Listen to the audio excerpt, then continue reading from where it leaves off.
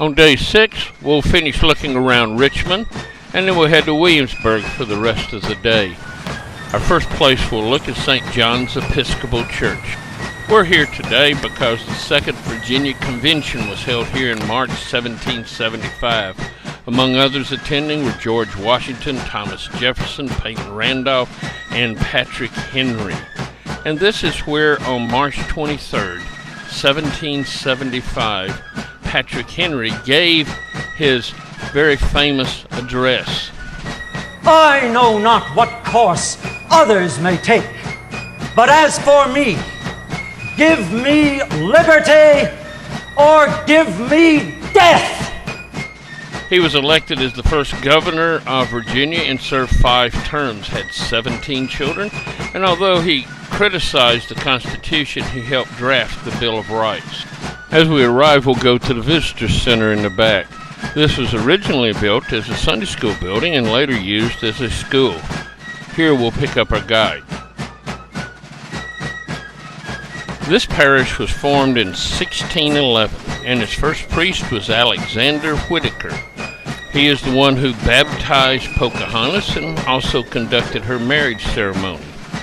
The building that we're in was built in 1741, and it's still an active church.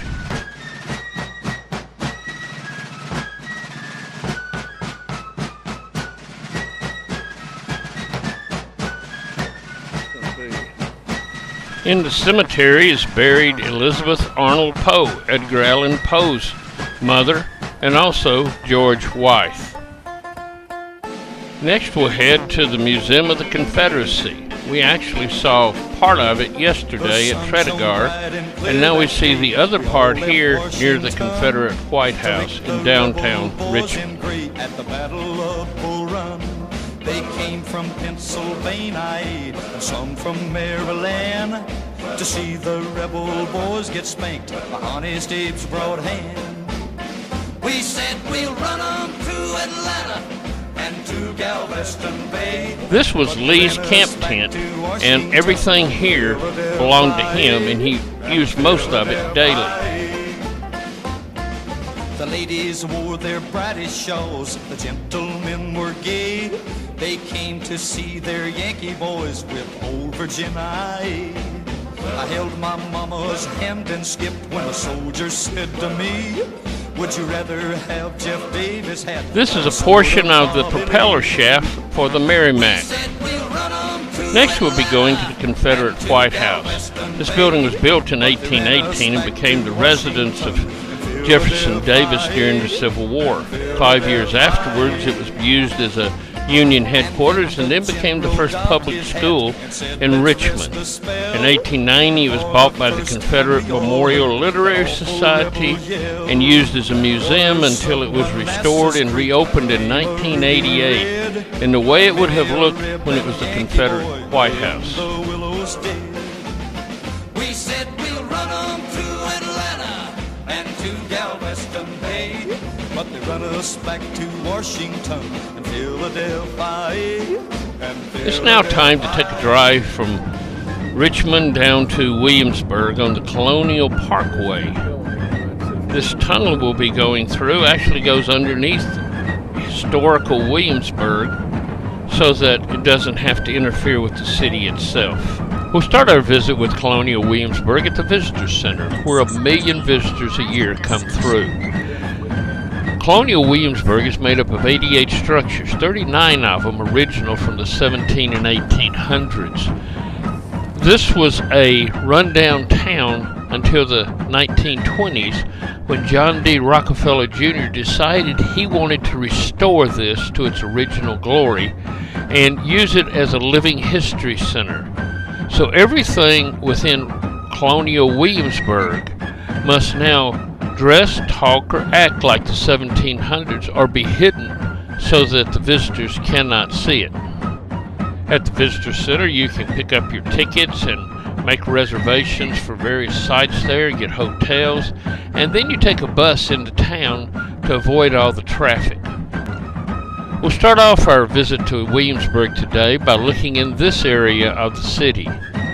We'll start with the Governor's Palace, then go to Robert Carter House, the Wheelwright, the Basket Maker, Wythe House, St. George Tucker House, Randolph House and outbuildings, and finally end up at the square. The Governor's Palace was where the Governor of Virginia lived during colonial times. It was built in 1706 but burned in 1781 when it was serving as a hospital after the governor had left, and restored in 1934.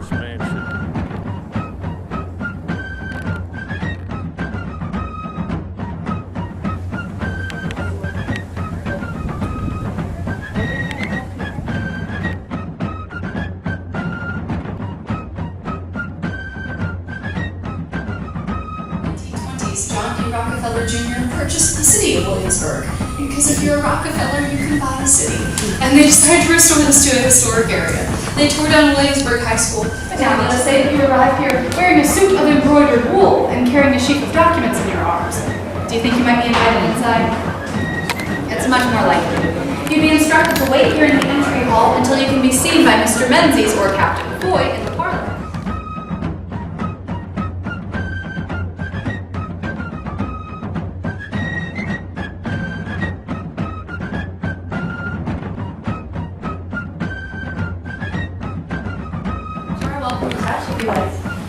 This petticoat is made of silk taffeta, a handmade replica of an 18th century gown, made at our milliner and mantua maker shop down at Duke of Gloucester Street.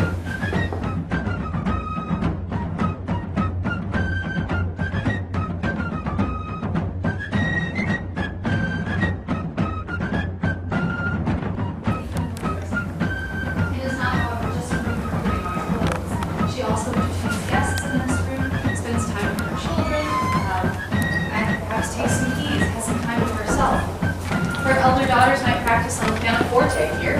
That's an original piece, but the pianoforte itself is a fad. It'll never catch on. A recent Italian invention. It will never replace the harpsichord, which we all know is the true keyboard instrument, right?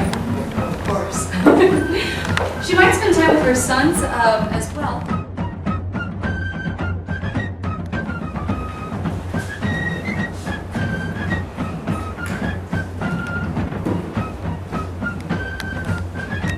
Only the best, the brightest, the most well-respected, and the most well-connected persons are invited here. And if you're attending such an evening, you have to be on your very best of your wealth, having such concentrated colors. In the ballroom, we are surrounded by what's called Prussian blue. Prussian blue doesn't just refer to one single shade, but rather that color is achieved with Prussian blue. In 2016, we have things like Pantone that set very specific shades like Oxblood and Tickle Me Pink and Purple Mountain's Majesty. But that is Prussian blue, which can refer to a wide range of blues, from sort of a sky blue to a gray-green sort of mossy blue. And here we are surrounded by what's called verdure, which is another very fun word to say. It comes from the French verdeture, but when we English speakers get a hold of it, it becomes verdure, which is fine. But this is the supper room, a room in which refreshments are laid for those who are attending the ball.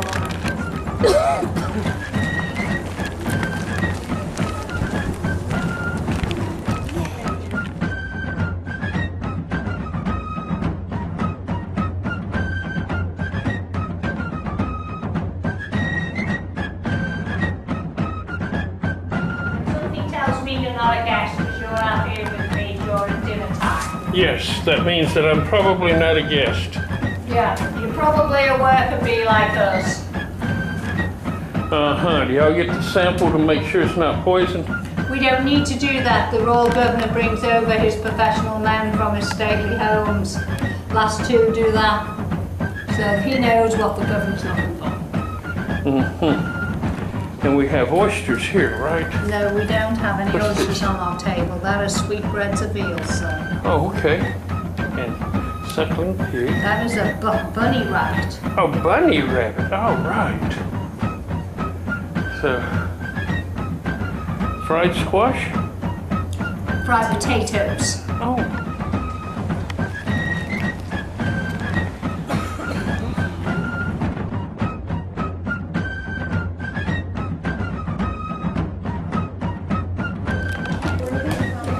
Not necessarily, it depends on where you're living. So here in town, during the 1770s, there were 7 wheelwright shops in this area. So you clearly did not need to be doing extra things. There was enough demand for wheelwrighting, wheel vehicle making, that you wouldn't have to do anything else. But if you lived more rurally, maybe you'd also make, furniture or coffins or do repairs. And if you're the only...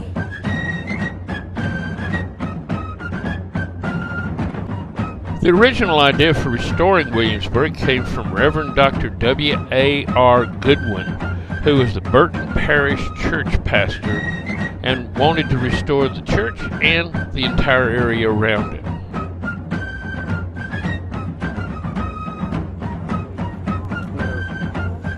That's the commercial Williamsburg.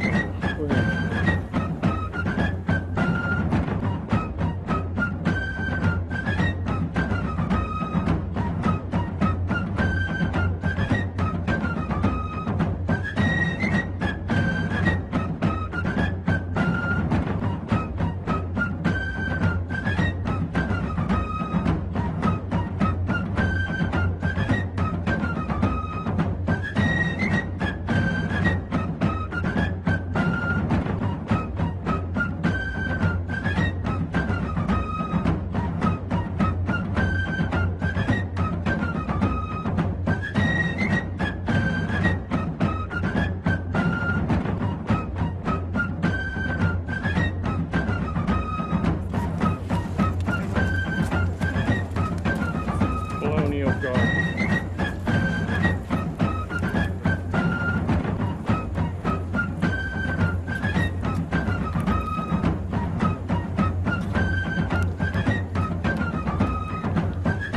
There are many carriages that you could ride in the city, and we'll be riding one tomorrow. Next we come to the home of Peyton Randolph, one of the most outstanding citizens of Williamsburg at the time. His life, his accomplishments. Well, in 2016, that is not surprising. He is, though his contemporaries called him the father of America, he has been mostly lost to the sort of mainstream historical narrative. But in 1775, you all know who Peyton Randolph is, because he's one of the most important men in Virginia. He's one of the most important men in all of North America. At the age of 23, he was the king's attorney, that is basically the attorney general, to the entire colony of Virginia. By 1775, he has served as the Speaker of our House of Burgesses, our lawmakers, and he serves as president of the first 2 Continental Congresses in Philadelphia. A very important, very exceptional figure. The only covered walkway in Williamsburg.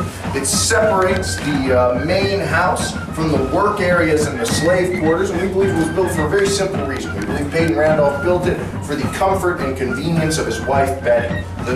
So Peyton Randolph's seat of power is out in public. It's in the Capitol. It's in the courthouse. It's even in the taverns and on the streets, where he is making orations, engaging in debate, and changing the hearts and minds of his fellow men. But for Betty Randolph, her seat of power is right here. And even with the French in this house, with most of her valuables cleared away and stored at a nephew's house, you can still see some things in this room that speak to her power, to the power that she wields here. Running errands with her, seeing to all of her needs. And in the morning, Betty Randolph is going to, with her key ring, unlock their spice chests and remove what is a very valuable item in an 18th century household. The spices, your cloves, your cinnamon, your refined white sugar. She's going to measure out precise amounts of those and give them to their enslaved cook, Betty. She'll tell her early in the morning what she wants done, what she wants cooked, and how much of each spice she wants in each separate thing. And once Betty is concluded with that, that'll be around midday, around 2 o'clock, that the main meal of the day is served. And it's called dinner in the 18th century, and this is a meal where the Randolphs might well be entertaining. So we're going to head on into the dining room and take a look at the sort of dining setup that they have here to entertain.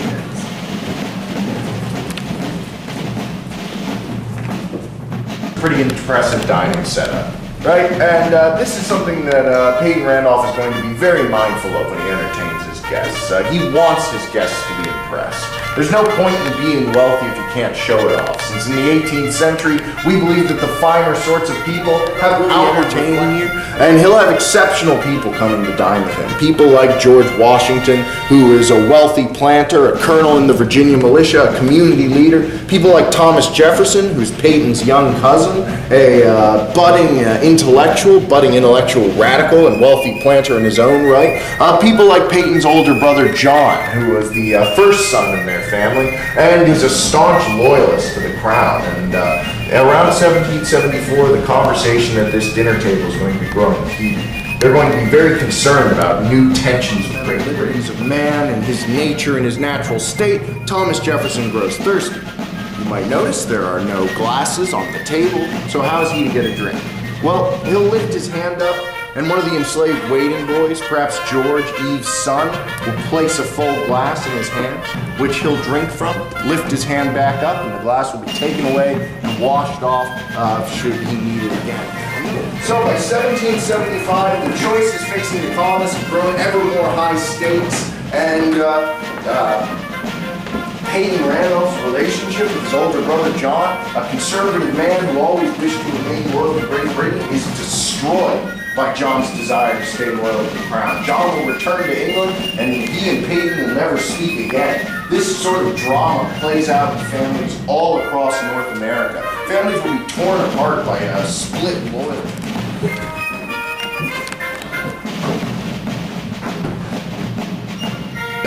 Coins are valuable because this is a certain weight of silver. And so you can split it up into pieces, and each piece is worth something. So you don't have a dollar coin and a $half dollar and a $quarter dollar coin. You just split up.